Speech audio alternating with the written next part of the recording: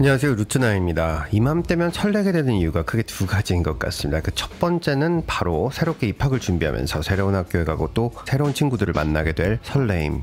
조금은 긴장도 되지만 항상 새롭다는 것은 우리를 이끄는 가장 큰 동력이 아닐까 합니다. 그리고 그 두 번째는 역시나 그렇습니다. 바로 애플의 3월 행사죠. 우리가 작년에 너무나 기대했었지만 팬데믹으로 인해서 볼 수는 없었던 그 애플의 이벤트가 다음 달 열리게 될 것이라고 생각을 하시는 분들이 많습니다. 오늘 영상에서는 3월 애플 행사와 출시 소문이 있는 제품들에 대해서 정리해 드리도록 하겠습니다. 자, 우선 다음 달 행사는 3월 16일에 열릴 것이다, 아니다 라는 이야기가 대립되고 있습니다. 그 이야기의 주인공은 애플 내부자의 이야기를 전해주는 것으로 유명하죠. 존 프로서가 3월 16일에 열릴 것이라고 지난 12월 트윗을 남기면서 이때 동그라미 친 사람들이 많았습니다. 그리고 블룸버그의 기자죠, 마크 걸먼은 최근 3월 16일 애플은 행사를 준비하고 있지 않을 뿐더러 이날 출시되는 것은 아무것도 없다고 해서 3월 16일에 과연 행사가 일어날까 일어나지 않을까에 대한 기대를 넘어서 존 프로서와 마크 걸먼의 자존심 대결 양상으로 번지고 있습니다. 자, 제가 작년 WWDC를 설명해 드리면서 반드시 진행되어야 하는 애플 행사 두 개를 파종 행사와 추수 행사로 빗대어서 말씀을 드렸습니다. 세계 개발자 회의 WWDC에서 애플은 매 새로운 기술과 애플의 지향점을 개발자들과 공유하기 때문에 반드시 이루어져야 하는 행사이고, 이를 바탕으로 출시되는 제품과 앱들 그리고 서비스는 우리가 가을에 만나보게 됩니다. 그래서 이 두 행사는 올해도 거를 수는 없습니다. 하지만 3월의 애플 스페셜 이벤트는 예측하기가 무척이나 어렵습니다. 작년에도 말씀을 드렸지만 애플이 대대적으로 준비했던 아이폰 SE 출시와 함께 진행될 예정이던 행사가 취소되었고 4월에 온라인으로만 제품을 출시하였습니다. 여기에 대한 제 의견은 올해도 작년과 마찬가지로 3월 행사는 진행되지 않을 것으로 보입니다. 무엇보다 작년부터 올해까지 팬데믹이 이어지고 있는 상황이 지속되고 있습니다. 특히 미국은 최근 코로나로 인한 사망자가 세계 1, 2차 대전과 베트남전 전사자를 더한 수보다 많은 50만 명을 넘어서면서 개인 스스로 방역의식이 그 어느 때보다 고취되고 있습니다. 이러한 상황에서 애플이 사람들을 모아서 스페셜 이벤트를 하게 될 가능성은 매우 낮다고 볼 수 있습니다. 하지만 일부 제품들은 분명히 출시될 수 있습니다. 그 이유는 올해는 작년과 달리 애플의 매출이 역대급으로 하락, 바로 떡락으로 이어질 수 있기 때문입니다. 지난달 애플 보고서에서 애플은 모든 분야에서 두 자리 성장세가 보여줬다고 얘기를 했고, 많은 리포트들은 애플은 5G의 아이폰의 판매 호조로 8천만 대 이상을 판매하면서 점유율 20%를 넘게 기록해 삼성을 제치고 1위가 되었다라고 이야기를 하고 있습니다만, 채널에서 2년 전부터 이렇게 될 것이라고 분명히 말씀을 드렸습니다. 다시 한번 돌아봐도 이렇게 애플이 최고의 자리를 가질 수 있었던 것은 바로 5G에 대한 기대감과 함께 통신사 약정이 자유로워진 유저들이 재가입하는 슈퍼사이클, 그리고 그런 유저들을 혹하게 만들기 위해서 애플이 보여줄 수 있는 것들을 쏟아부어서 역대급 5개의 아이폰 출시와 특이점에 대한 기대를 보여준 애플 실리콘, 에어팟 맥스 등은 팬데믹으로 인해서 재택근무가 늘어난 사람들에게 어필하기에 너무나 좋았습니다. 하지만 이는 한마디로 얘기하면 스팀팩을 사용한 후유증으로 나타나게 될 수 있습니다. 핵심 아이폰 유저들은 이미 아이폰 SE, 아이폰 12 시리즈로 대거 이동을 하여서 올해는 아이폰 매출이 떨어질 수밖에 없습니다. 쉽게 말해서 찐 구매자들은 작년에 쓸 돈을 이미 다 써버린 거죠. 즉 예상 구매자들에 대한 구매력이 대부분 떨어질 수밖에 없는 상황입니다. 이런 냄새는 월가에서 가장 빨리 맡죠. 미국 시간 2월 23일자 애플 주가를 보면 충분히 하락장에 슬슬 시동 걸리는 것이 보이기 시작했습니다. 애플이 이런 상황을 모르고 있을까요?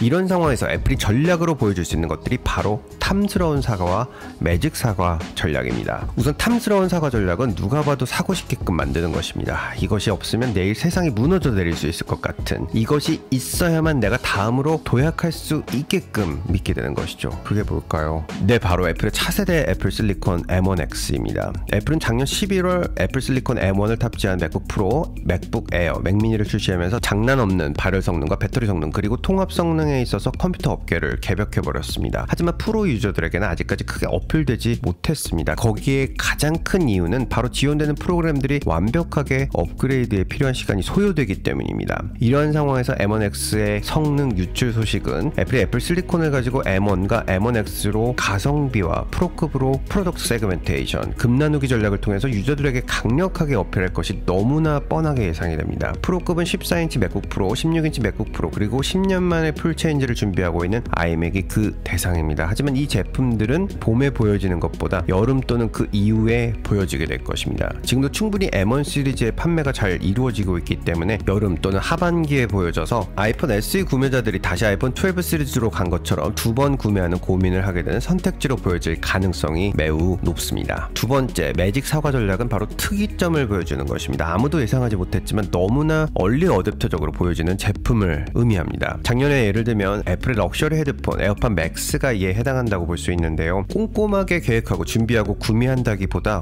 One More Thing처럼 깜짝 출시의 브랜드 이미지를 바탕으로 구매하는 경향이 높습니다. 애플 에어팟 맥스는 무선 헤드폰 중에 70만원대의 엄청난 가격임에도 불구하고 출시 초기 2개월 이상을 기다려야 받을 수 있을 만큼 큰 인기로 연결이 되었습니다. 이 카테고리에 해당하면서 올해 보여줄 수 있는 제품은 무엇보다 애플의 트래커 에어택입니다. 에어택은 애플이 꼼꼼하게 준비한 위치적 스마트 태그로 열쇠나 가방, 반려견 등에 부착하고 필요할 때 그 어느 때보다 쉽게 찾을 수 있게끔 도와주는 기기입니다. 애플의 UWB 기술을 최대한 활용하기 위해서 U1 칩이 탑재된 아이폰 11 시리즈 이상 모델과 애플워치 6 이상 모델에서 사용할 수 있을 것으로 보여지는 애플의 에어택은 상반기에 출시될 가능성이 있고 늦어도 올해는 꼭 출시될 수 있을 것으로 예상됩니다. 이에 대한 방증으로 애플 출시 직전 김빠뜨리기 전략으로 유명한 삼성에서는 2월 갤럭시 스마트택을 출시하였습니다. 곧 출시가 될 것이라는 아마도 가장 확실한 간접적인 소식이 아닐까 하는데요. $30 미만대의 가격으로 출시가 예상되고 있고 특히 아이폰 12 시리즈 구매자들이 부담 없이 구매할 수 있는 액세서리로 상반기에 출시가 된다면 예상치 못한 높은 판매고로 연결될 수도 있을 것 같습니다. 자, 이후에는 공식적인 발표는 아니지만 현재 시장에 나와 있는 루머와 제가 가지고 있는 정보를 바탕으로 출시 예정 제품에 대해서 말씀드리도록 하겠습니다. 첫 번째는 아이패드 프로와 아이패드 미니입니다. 올해 애플 스크린의 가장 큰 변화는 바로 미니 LED죠. 애플은 미니 LED를 탑재한 아이패드 프로 시리즈를 준비하고 있습니다. 자, 출시는 12.9인치 모델이 우선 출시가 되고 이후에 11인치가 출시될 것이며 외형상의 변화는 크게 없지만 A14 프로세서가 탑재되어 출시될 것이라는 이야기가 전해지고 있는데 어떻게든 출시가 되면 작년 A12G를 탑재한 아이패드 프로 4세대를 구매한 분들은 속이 많이 쓰리시게 될 것 같습니다. 그리고 개인적으로 가장 아끼는 아이패드 시리즈죠. 바로 아이패드 미니 6에 대한 소식은 아이패드 미니 역시 터치 아이디를 사용하고 라이트닝 포트도 그대로 유지하며 큰 베젤이 들어가 전체적인 디자인에는 크게 변화는 없지만 무엇보다 스크린 사이즈가 7.9인치에서 8.4인치로 늘어나고 A14 프로세서를 탑재하고 출시될 것이라는 이야기가 있습니다.